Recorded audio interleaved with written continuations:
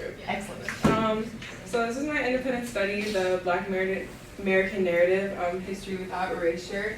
So basically a brief overview of my study. My goal is to study American history through Black perspectives, and not the version that usually appears in textbooks, but the version built for Black scholars, Black writers, oral histories, cultural memory, and first-hand accounts. And this matters because so much of what we learn about Black people in history is either minimized, oversimplified, or completely erased. And when you center Black voices, you get a much more accurate picture of America, one where Black people aren't just victims of oppression, but creators of culture, political thinkers, and a multitude of things. Most history is written by institutions that weren't created for Black people, examples like government, universities, and publishers. So a big part of my study is asking what changes when Black people tell their own history, what becomes visible and what becomes undeniable. And this project really helped me recover the depth, intelligence, and continuity of Black history, starting long before slavery, and moving into like modern movements like Black Lives Matter. And it matters because it replaces stereotypes with reality, and gives Black voices control over their own story. And this independent study is a year-long thing, so I haven't fully finished. So what I've been studying, the big question kind of thing is historiography, which means understanding how history gets written and who gets to decide what counts as history. And what inspired my whole entire independent study was reading Black AF history, and it completely changed how I saw history and what I understood history to be.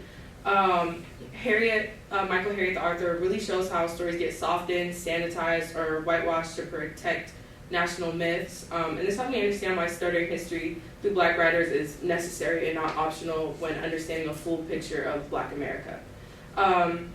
Then I studied African civilizations before slavery, and it kind of gave me a lot more understanding of slavery itself, and that Africa wasn't this dark continent, sorry, can't speak, the way Western narratives imply. They weren't primitive societies, they were advanced, organized, deeply intellectual, and this knowledge matters because enslaved Africans brought this worldview with them to America.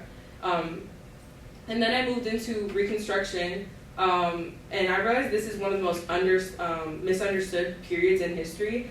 Black people were building schools, holding office, reshaping laws, a whole bunch of things, but Reconstruction wasn't a failure. It was violently overthrown constantly as Black people continued to rebuild throughout history.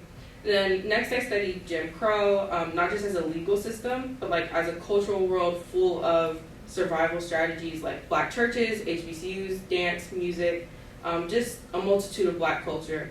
And Black culture thrived even in segregation because people created their own institutions specifically exclusive for Black people because they weren't allowed into white institutions.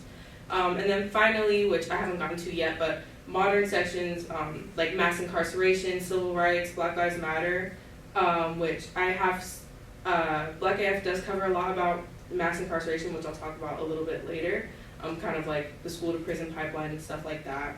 But overall, I'm learning the continuity, goodness gracious, of Black history, and not individual events, but as a long, connected story of resistance that continues even to this day.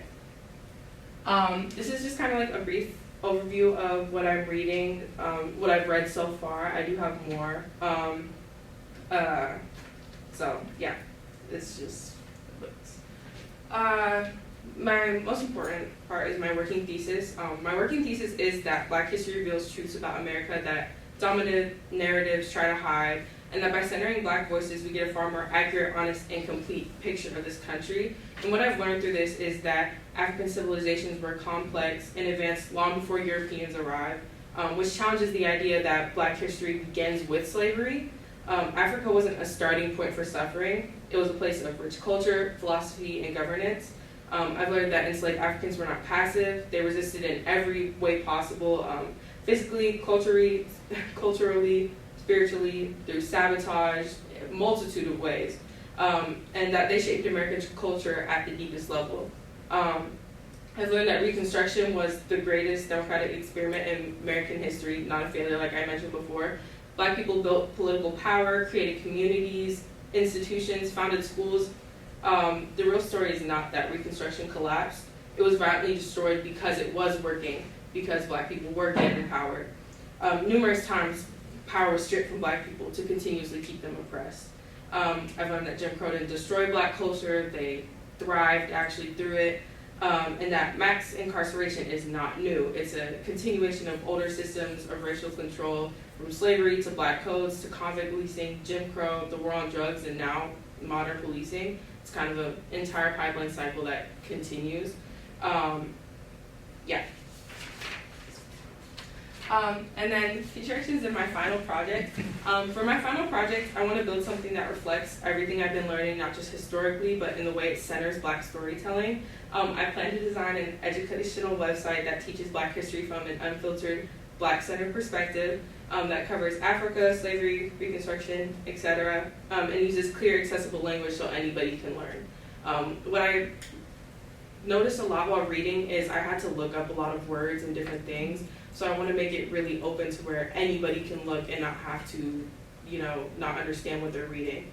And also want to feature visuals, timelines, short articles, and possibly video explanations. And I want this to be a continuing thing even after I graduate, a website that continues, because I want it to also be a space for Black creative expression, a place where Black people can upload poetry, essays, artwork, just kind of a space for Black people to share and learn. And the big goal is to create a platform that educates, remembers, and uplifts, because the whole point of my independent study is that Black people deserve to tell their own story. Thank you.